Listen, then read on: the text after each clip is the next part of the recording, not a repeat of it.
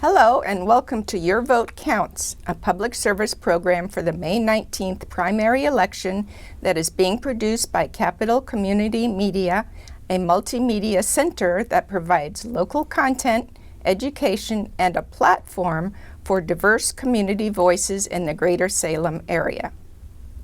Also, the League of Women Voters Marion Polk Counties, a nonpartisan political organization advocating for voting rights, government transparency, and public election education.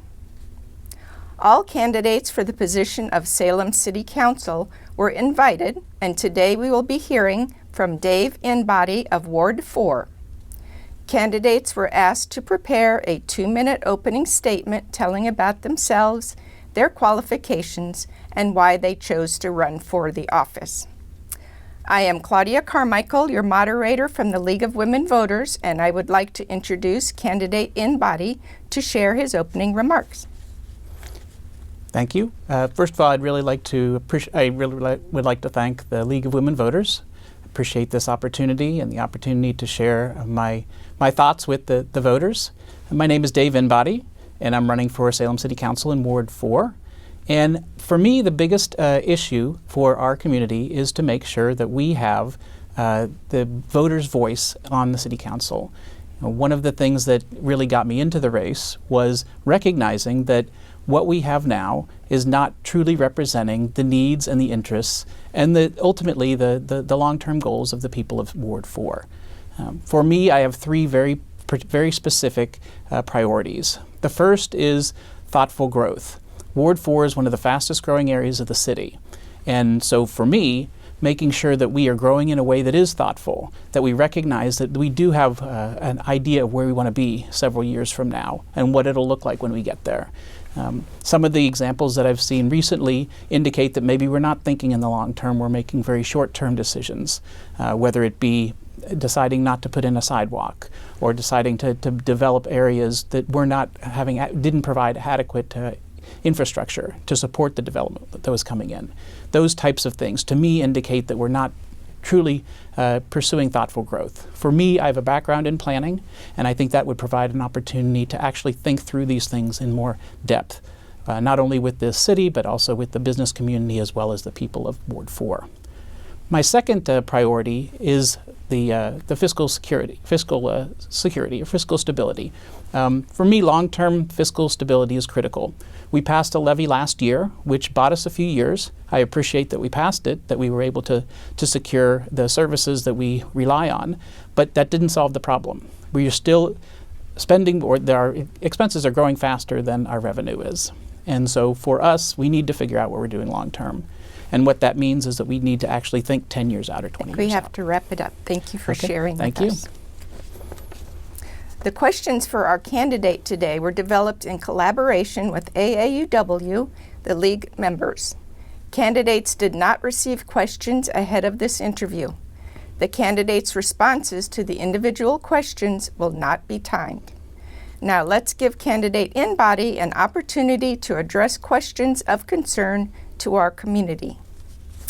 So for the first question, what is in the works for Salem's infrastructure and what are the priorities? Yeah, and this is kind of what I was talking about in my introduction. One of the critical things that we need to be aware of is as we grow, growth can be great. It can be a very positive thing in providing economic development. But one of the other things that we have to take into account is, will this provide the safety that our community needs? For example, when we're developing roads and we're developing travel and transit, not only by vehicle, but whether it be by a bike, a car, or on foot, we need to ensure that we're providing safety. And so safety is one of the top concerns there. The other consideration is, as we grow, are we actually thinking about what that looks like down the road? Infrastructure includes things not just that we think of in terms of roads or in terms of the utilities, but also what is the quality of life that we want? For example, when we're looking at a community, are we thinking about whether there's an accessible park, for example? Are there places to provide entertainment within walking distance. Those types of things are considerations that we should always take into account. And are we actually developing in a way that'll do that? This is one of the areas that I think is very distinctive between me and my opponent.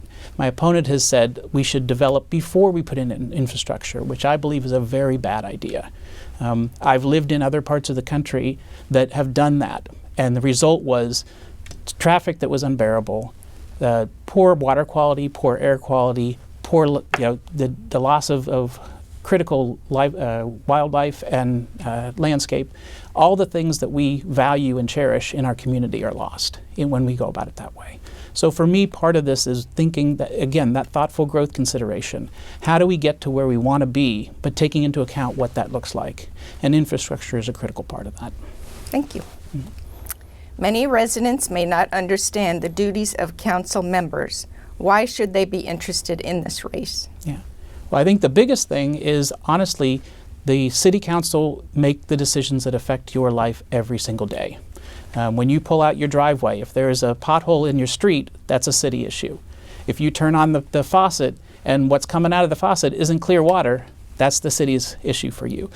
If you flush the toilet and it comes up instead of going down, that's the city's issue.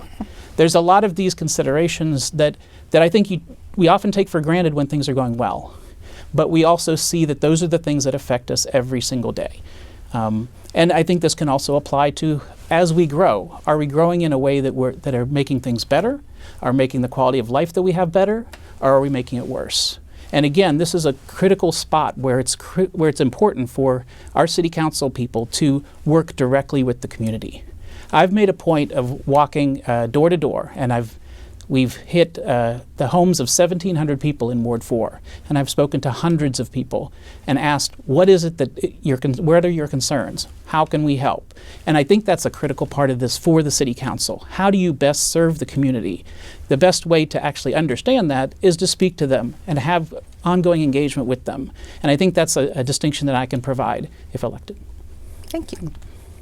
Several team project areas have been developed to address areas of concern. Tell us which one interests you the most. Okay.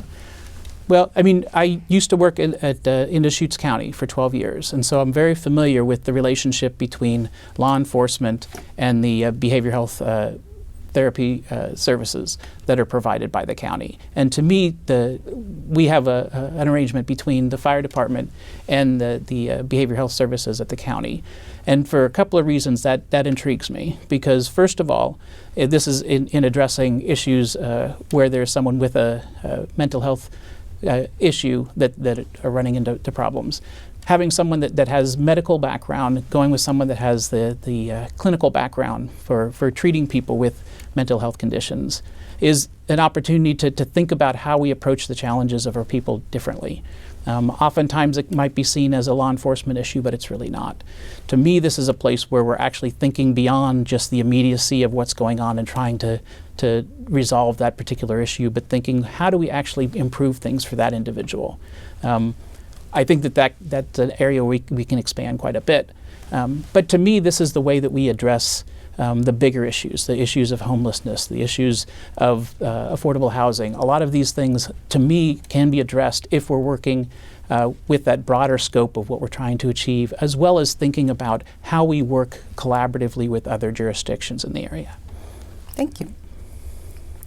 What economic pressures are exerted on Salem due to the presence of state government and Willamette University? Well, it's pretty significant, more so than anywhere else in the state.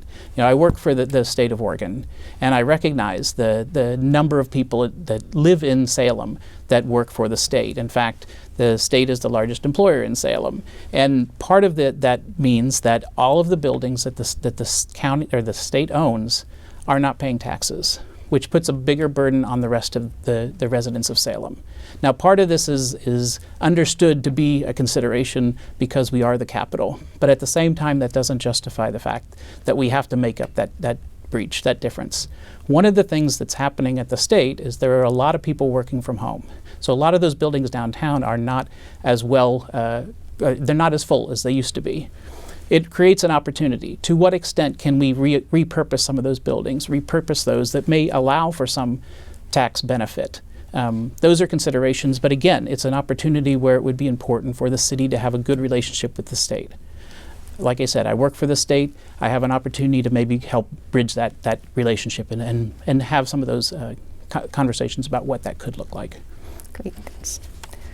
Do you support the use of general funds to provide revenue guarantee for passenger air service at the airport? Why or why not? No, I don't. To me, I feel like we've given that a shot. I believe that if this is something that the community truly wants, then I think the community would find a way to fund it, whatever that means. Those that are taking the greatest advantage of it, to me, are the ones that have the most at stake. I do believe that if we were able to have that commercial air service here, that would be a benefit. But at the same time, I don't see that at the top of my list. There are many things on the list that come before that I think have greater priority in terms of the use of general funds. Thank you. What do you know about the current tree preservation and tree canopy codes, and do you have comments about their effectiveness in maintaining and enhancing the benefits of trees to climate resilience and community safety? Yeah. I won't say that I'm an expert, but I do believe that that's a critical thing that we have to consider as we grow. And again, this goes back to that idea of thoughtful growth. I think sometimes we think about trees as just ornamental. But they do a heck of a lot more. You know, one of the things that are a critical issue in South Salem is with all the development, and by taking the trees out, we're actually creating challenges with flooding and challenges with concerns about, you know, when you're putting in sidewalks with parking lots where there used to be trees that were kind of soaking up the water that came from the air, then all of a sudden you don't have that. That's a problem. The other consideration is trees provide a very natural way to heat and cool. So by taking the trees out, you're actually increasing heating and cooling costs to the people who live there and the buildings that are impacted by that. Again, this is an area that I don't say that I'm an expert, but I do think it's a critical part of how we move forward. And when I'm talking about thoughtful growth, that's one of the key considerations. Thank you. Do you support providing financial incentives to encourage more home building, and if so, under what conditions? Yeah, it would have to be in the right conditions, obviously.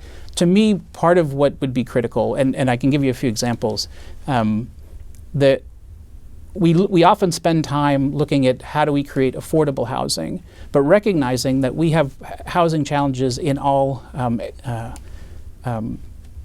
price points. And so part of this is looking at what's needed in certain parts of the city and funding that. The incentives that you're talking about would best be served by encouraging development of what is needed in a particular area of the city. For example, in South Salem, we have a good amount of housing at the higher end, not as many at the lower end of the price points. And so for us, it would be important to provide incentives to developers in South Salem to build the lower cost homes, more affordable homes in South Salem. That may be different for other parts of the community, and I think that's why we would want to do it in a customized way, and why I'm saying I support the idea of incentives, but we have to develop it in a way where we're actually getting the results that we're looking for. Thank you. Mm-hmm. And this is the last question. What makes Ward 4 stand out from the other wards? Well, first of all, I mean, I'm probably biased, but I think it's the best ward. But part of it is that we are still in that developing stage. We can still decide what we're going to be when we grow up. And this is where I think it's critical. Whoever we have as a city council person for the next 4 years needs to be ready to make those critical decisions. And you know, a lot of what happens in South Salem is still yet to be determined in terms of how we develop. So that's a critical part of it. But the other side of that is we also have to have someone who understands what city budgeting looks like. To me, I have extensive background in government finance. I've worked in government for 20 years, and it's given me the opportunity to see that you need to be able to think long term and ensure that you have the funds to do what makes sense. And in South Salem, I love the people that are there. I love the community. We picked that community. We live near a park. There's availability of parks and services. But at the same time, we will lose many of those great quality of life considerations and the things that drew us there in the first place if we don't think thoughtfully. So that's part of the reason why I'm running. Great. Thank you. Mm-hmm. Now we invite candidate Inbody to share his closing remarks and his public contact information. Okay. Thank you. Thanks again for this opportunity. I appreciate it, and thank you to all the voters and all the people that I've met along the trail. I do really appreciate it. I've learned a lot. To me, this comes down to what you want your future to be, and I think for the people of South Salem, it's a very clear choice. Do you want more of the same, which oftentimes means that your voice is not heard, and that there are decisions being made that benefit a small number of people in our community, or do you want someone representing you that's actually interested in what you have to say, takes your opinion as valuable, and then uses that to make decisions, makes you a part of and collaborative on making those decisions? If so, then I'm the candidate for you.